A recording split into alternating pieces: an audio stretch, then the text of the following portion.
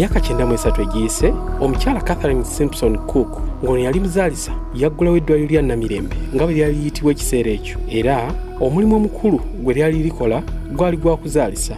Catherine yali mukyala wa Dr. Albert Cook ng'ono yali muminsani era yatandika eddwaliro ly'e Mengo. Eddwaliro lino lizze erisuumusibwa okuva ku mutendera ogumu okugenda ku mulala, nga mu kiseera kino lyafuuka eddwaliro eddene lyetongodde nga liyitibwa Mukono Church of Uganda Hospital.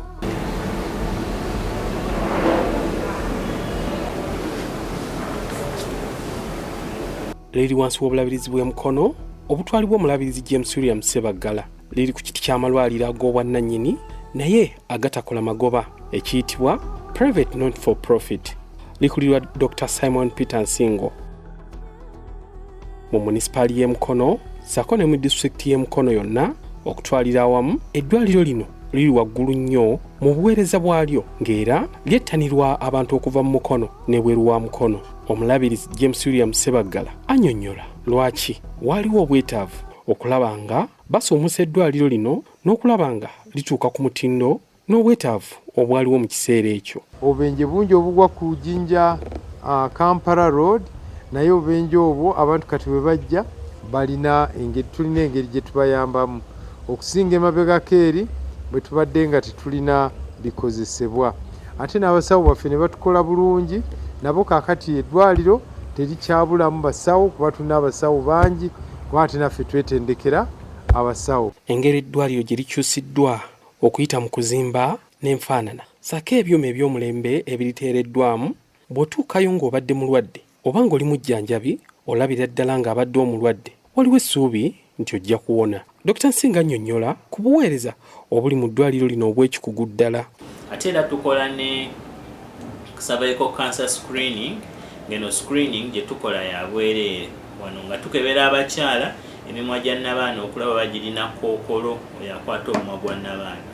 Screening eno eri advisable mu buli mukyala atalina kawuka ka siriimu okukolebwa emyaka 3, ate mu mukyala alina akawuka ka siriimu okukolebwa buli mwaka. N'olwekyo twekubiriza abakyala bonna okuba nga bajja mu ddwaliro lyaffe bakeberebwe.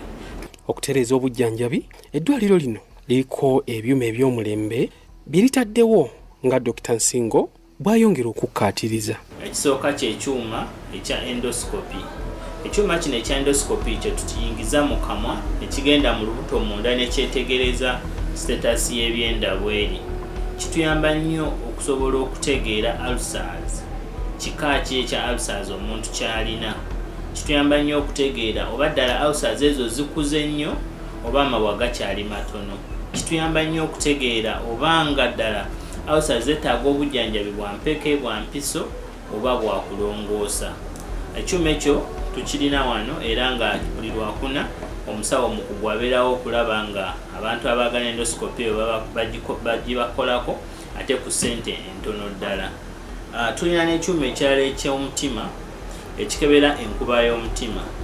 Ensangi zino obulwadde obwo obutakwata bweyongedde mu bantu baffe. Emitima ne pressure ne sukaali byongedde nnyo okulwaza emisuwa egitwala omusaayi ku mutima. So tulina ekyuma ekyo bakiyita electrocardiogram oba ECG nga kikebera engeri omutima gye gukuba ne kisobola okulaga physician waffe amasannyalaze mu mutima gatambula gatya. Eddwaliro era lirina ekyuma ekiraga omukyala ali olubuto, ekika ky'omwana ky'aba asitudde, muwala oba mulenzi, ali mu mbeera nnungi oba mbi, ne kalondo omulala mungi mu ngeri ey'ekikugu. Eragira ddala ekifaananyi ky'ekintu kyennyini nga bwe kirabika munda. Sikaani ezisinga bwe ziraga ebifaananyi zibiraga nga bya black and white nga tebirabika. N'eno 3D ne 4D eraga ekifaananyi ky'omuntu nga bwe kifaanana. Bw'aba mwana mu lubuto ne tusobola okumwetegereza okulaba oba omwana ddala atondeddwa bulungi. Eno tuyambyeko nnyo okutegeera mangu ng'obudde bukyali abakyala abali embuto abaana baabwe abatondeddwa munda bwe babeera bafaananyi. Mu ngeri y'emu abaliddukanya era bongedde amaanyi mu bujjanjabi n'okukebera amannyo mu kituumiddwa Papo Dental, nga wano wolabira abasawo abakugu mu mannyo nga bakebera, basemintinga n'okukuula agaba gali mu mbeera embi ennyo. Tulina services endala ez'enjawulo nga okujjanjaba amannyo wano wansi ku Papo Dental nga kino kikoleddwa okwongera okusembeza obujjanjabi eri abantu baffe okumpi ddala kubanga tukitegeddeko nti abantu bangi bali tebamanyi tutujjanjaba amannyo n'osanga ng'agenze ne bamukuula erinnyo ebyuma si bifumbe n'amaliriza nga afunye obuzibu naye kati wano we twatadde papo dento abantu bonna mu bwangu basobola okujja ne beekebeza ku mannyo okukeberebwa amannyo n'okutegeera ekikuluma kwabwerere mu papo dento oyitawo abasawo abakugu ne bakebera amannyo ne bagamba geetaaga kwoza geetaaga kuula then n'ofuna ssente n'ojja ne bagakuula. Dr. Nsinga agamba nti oluvannyuma lw'abantu abeewa obujjanjabi okweyongera nga basinga oluwuliramu enkenyera nga baddukira mu bulwaliro obutono obubali okumpi nga beegulirayo obudagala batandiseewo ekifo awatundibwa eddagala kiyite famasi etunda eddagala etuumiddwa papo famasi ng'eno nzigula eri abantu bonna. Agamba nti emirundi mingi babadde bafuna abalwadde nga bafunye obuzibu obuva mu kumira eddagala eritali ku mutindo lye baba baguliridde mu maduuka agatunda eddagala agamirukawo buli lukya nga n'eddagala lye baba baguze oluusi teribeera ku mutindo. Naye twesanze nti abantu bwe bagula eddagala amaduuka agamu agatunda eddagala tegatunda ddagala mu butuufu bwalyo batunda eddagala nga lisuubule lyabayindi terikola bulungi kwe kusalawo tukole sitowa eno ey'eddagala eryesigika omuntu gyayinza okutrustinga najja n'agulamu eddagala ku miwendo egya wansi ng'ate eddagala eryo liri genuine. So twongera okukubiriza abantu baffe mwenna we mufunidde obuzibu babeerawo obwetaavu nga naye temwagadde kulaba musawo naye nga mwagala okugulayo eddagala okujja ku papo famasi mugula eddagala eryo. Eddwaliro lirina ekifo awakuumirwa abaana ababa bazaaliddwa nga tebannatuuka obanga baliko obulemu obw'enjawulo ng'ekifo kino kikulirwa Sister Sir Rachel Nsubuga ng'ono atunnyonnyola kalonda akikwatako. Sister Nsubuga agamba nti balina abasawo ababeerawo essaawa 24 nga balabirira abaana mu kifo kino ng'era bangi bagenda okukivaamu nga batereeredde ddala. Eddwaliro lyaffe twalaba nga abaana bangi baali bafiirwa obulamu bwabwe, abaana bangi baali batwalibwa ebweru nga tubongerayo olw'okuba nga tuwaali tewali bikozesebwa bimala. Naye kati kya mukisa twaweebwa obukugu obw'enjawulo mu baana era ne tutandikawo woodi y'abaana bano abaakazaalibwa okuva ku olunaku olusooka okutuuka ku nnaku 28 baleetebwa wano mweno woodi otuba nga tusobola okubajjanjaba. Tukola ebintu eby'enjawulo. Waliwo abaana abajja nga balina obuzibu mu kussa, waliwo abajja nga balina temperature ey'amaanyi, waliwo abajja n'ebizibu eby'enjawulo, bonna tubajjanjaba. Tulina abasawo abakugu, tulina omusawo w'abaana, tulina abalongoosa. Kyonna ekitulabye ku mwana oyo tuba tusobola okumujjanjaba obulungi. Era naffe twafuba obw'enjawulo obutusobozesa okujjanjaba abaana ababa batuleeteddwa. Eddwaliro era lirina laboratory kiyite ekifo mwe bakeberera omusaayi ekirimu abasawo abakugu n'ebyuma eby'ekikugu nga Joseph omu ku basawo abakolamu bw'alambulula. Kati eno laabu yaffe eno ekola okutwaliza wamu tests ezettanira nnyo mu mukono. Test esinga kati yetulaba nti ng'eyamba nnyo abalwadde ey'okukebera ekibumba n'ensigo. Then neno test ya COVID RDT kebera abadde baffe balina COVID then otuzuula nga balina COVID tusobola obbawa eddagala. Abasinga bakomyeyo nga tumaze bakebera nga bali positive ne bawa eddagala ne bakomawo nga bali negative ekyo ne kituzaamu amaanyi. Then naye ekibumba then okebera oba abasajja balina cancer, prostate cancer, tukebera CD4 okulaba obusirikale bw'abalwadde abalina mukenenya kawuka kaleeta mukenenya okuba monitoringa bulungi.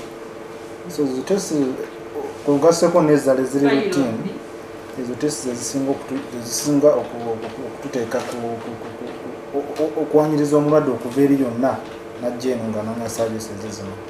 Ate bwe gutuuka ku kuwa obuweereza eri abakyala ab'embuto, omuzaalisa Mabel Nambasa agamba nti guno bagukola kinnawadda nga n'abakyala bwe baviira wano nga bafunye akaseko ku matama. Eno department gye tulimu gye tuyita antenatal clinic oba abakyala ab'embuto bwe banywera eddagala.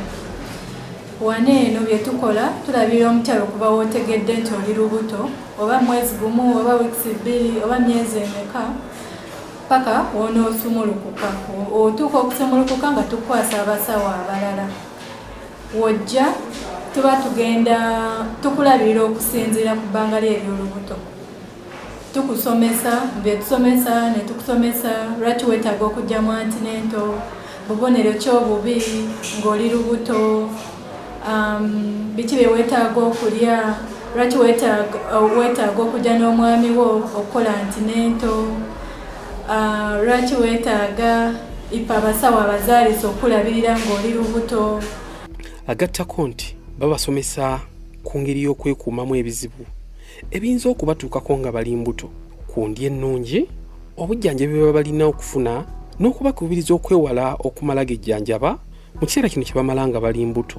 Kati abakyala twagala nnyo we muba mufuna olubuto bambi mutwesige mujje mu ddwaliro lwaki nti ffe tumanya ebizibu byammwe tumanya engeri y'obihandolingamu naye mugenda muba mulerwa oyo aba amanyi katini nnyo mujja kufuna obuzibu bungi tulabeko abakyala bangi waneeno so nga yandisobodde okuzaala obulungi naye olw'okuba nti yagenze wa mulerwa najja nga takyasobola nagezaako kusindika mwana nga tulina mulongoosa bulongoosa oba abamu nga bali bubi nnyo yeetaaga n'okumuwa omusaayi gumuweddemu bleedinze nnyo gumuweddemu kati tuba banaye abakyala tubasaba mutwesige w'obuyira nti oli lubuto oba lwa wiiki emu oba myezi 2 jangu ku Namirembe tujja bakwata bulungi. Eddwaliro era liriko ebifo abalwadde abeesobola nga bayinza okusasula ensimbi okukira ku balala ne bafuna obujjanjabi obukirako n'okulaba nga abasawo abakugu ate mu buli ssaawa we baba bagendeddeyo kiyite private wing nga Sista Nyebaza Susan yakikulira. Wano ku private wing tujjanjaba endwadde zonna naye tuteekamu kye twaliyise private touch omulwadde tumulaba mu ngeri ey'enjawulo services ezikyuka naye obujjanjabi busigala bwe bumu tufuna eddagala lyonna tulaba abasawo bonna badoctors we bali services zikyuka nti eno ewaffe obeera mu kasenge k'obwomu obeera mu kasenge k'obwomu mu kasenge k'olimu mulimu TV mulimu ekinaabiro mulimu toilet olimu wekka n'omujjanjabi wo tumuwa waasula kyekyenjawulo mpozi ekiriwo ne abasawo engeri gyetukukolako mu ngeri ya mukwano tukukolako n'omukwano tukukolako n'okwagala. Sista Nyebaza annyonnyola ku buweereza obuli mu private wing agamba nti olw'embeera eriwo mu kiseera kino ey'obunkenke yaleetebwa ekirwadde coronavirus eddwaliro era lirina ambulance ebeerawo essaawa yonna ng'enona omulwadde okuva gy'abaali ate ne bwe kiba kyetaagisizza okumwongerayo mu ddwaliro erisingako nakyo ekikola. Okusa okwogera ku mbeera eno ey'omuggalo eriwo tulina engeri entambula gyekalubamu ennaku zino tulina ambulance operatinga 24/7 emisana n'ekiro buli lunaku singa wabaawo omulwadde yenna oba omukyala tusiza okuzaala naye nga gyali wala oba entambula tesobose asobola okwogerezeganyako naffe ne tumunona ne tumuleeta ne tumukolako oba ne bwe tuba tuli naye ng'embeera yeetaaga okumwongerayo era ambulance eyo etusobozesa okumutuusa. Eddwaliro era liweereza n'abalwadde abalina akawuka akaleeta mukenenya ng'obuweereza buno libukola nga liyambibwako ekibiina eky'obwannakyewa ekya Makerere University Water Read Project MORAP. Dr. Florence Nabale nga yatwala department eyo atunnyonnyodde ku biki ebigwa mu buweereza bwabwe. In this department we handle or deal with people who live with HIV. We give them treatment, the ARVs, and we also run the baseline tests and other required tests. We also deal with vulnerable children who require other necessities of life.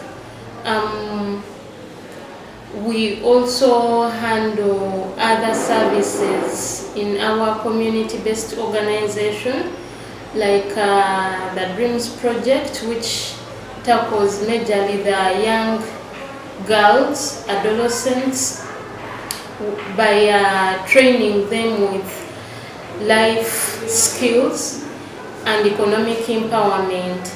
Dr. Nsinga agamba nti wadde bakoze nnyo okulaba nga batuusa eddwaliro ku mutendera guno, olubimbi terunaggwa era bakyalina bingi bye batunuulidde bye balina okuteekawo nga mu bbanga ery'emyaka 5 ejijja, ate bingi bijja kubanga byongedde okukyuka.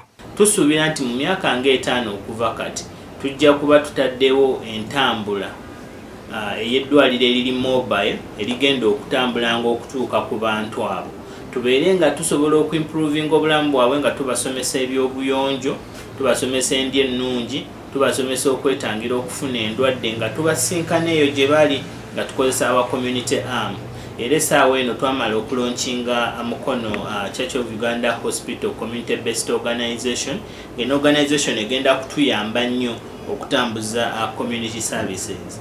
Twagala eddwaliro lyaffe okulyongera ddala okulaba nga abasawo abakugu bano babeerawo buli kanaku mu ddwaliro nga tebajja nnaku za njawulo okusobola okulaba nga obuweereza butuuka ku bantu baffe. Ekizimbe kino kye tuzimbye ekya Purple Complex tugenda kuzimbako emyaliro 5.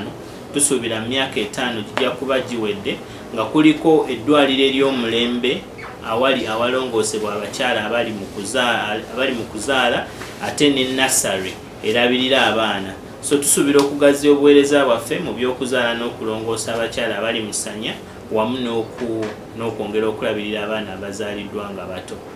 N'omulabirizi Ssebaggala naye agamba nti baakwongera amaanyi mu kulaba ng'empeereza y'eddwaliro eyongera okukyuka, abantu bongere okulyenyumirizaamu. Twagala okutegeeza abantu nti eddwaliro lino Mukama aliwadde omukisa, lyeyongedde okukulaakulana.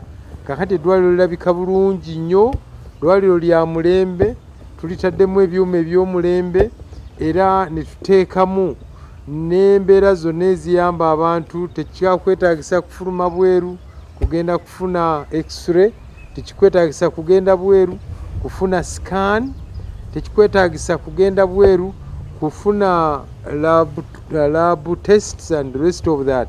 Mukama atukoze bulungi.